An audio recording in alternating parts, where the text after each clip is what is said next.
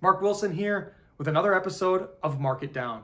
I left you all with a video last December 2019 about strokes gain, how it's calculated, how it's used on the PGA Tour. If you missed it, you can catch it on my YouTube channel, Mark It Down Golf. But I had some friends come to me and say, that's great and everything, but how can it help my game? It's like, you bet. We all have opportunities to improve in our own games. So how can we use strokes gained for just the everyday golfer?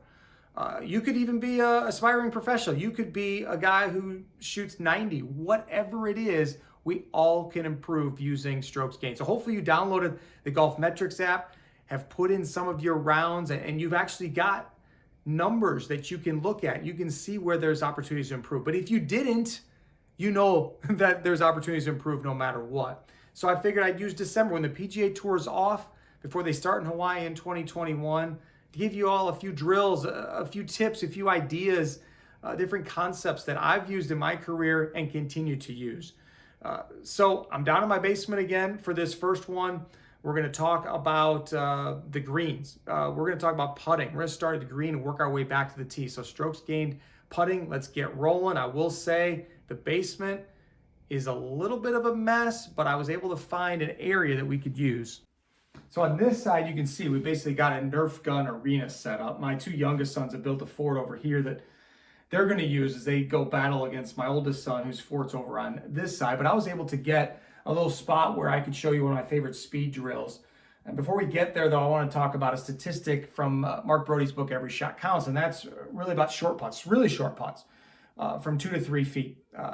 The 90 shooter, the bogey golfer, only misses 1 out of 6. A PGA Tour professional misses only 1 out of 25. So what I'm saying is they're basically good. And I will say if you're playing your club and you're still putting 2.5 footers, unless it's the last couple holes of a match, you may want to find another group because those should be good anyway. So your speed's going to be better.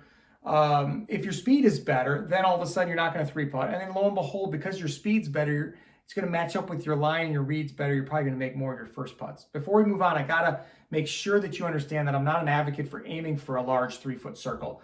That's not what I mean. Whether I have a 60-footer, a 3-footer, uphill, downhill, I'm trying to make every single putt with speed that if it misses the hole, it goes 12 inches past. With that said, if I got a 60-footer and I hit it 2.5 feet from the hole, I'm content with that result, but I wasn't aiming there. I hope you understand the difference. All right, on to the drill.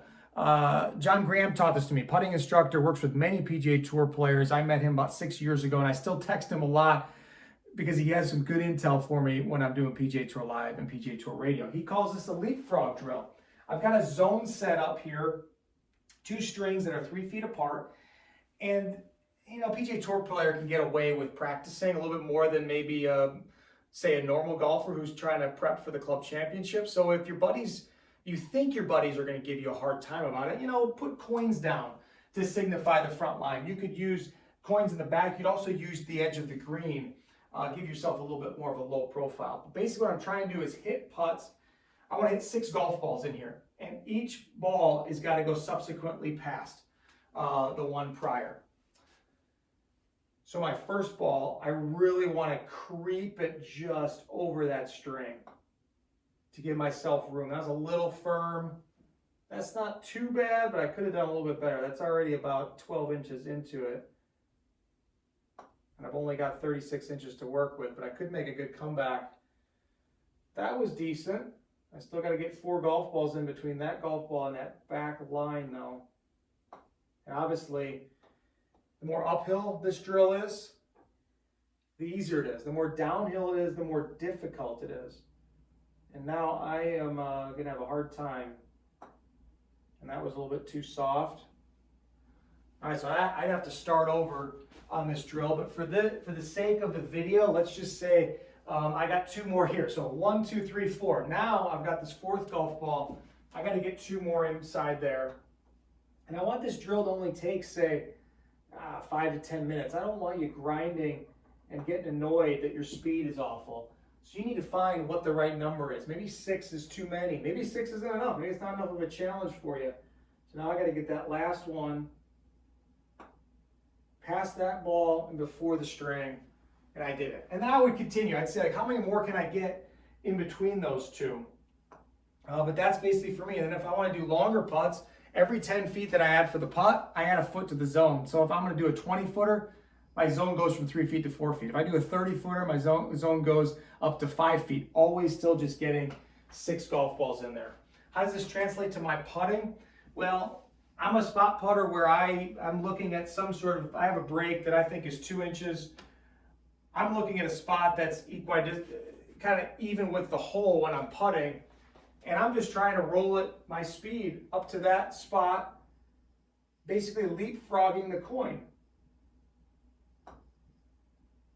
Knowing that really, in essence, I want to hit it 12 inches past. So my mind's able to calculate that, and my speed usually is a whole lot better when I'm doing this drill often. So I hope it helps your game. Mark it down. The Leapfrog Drill is the way to go.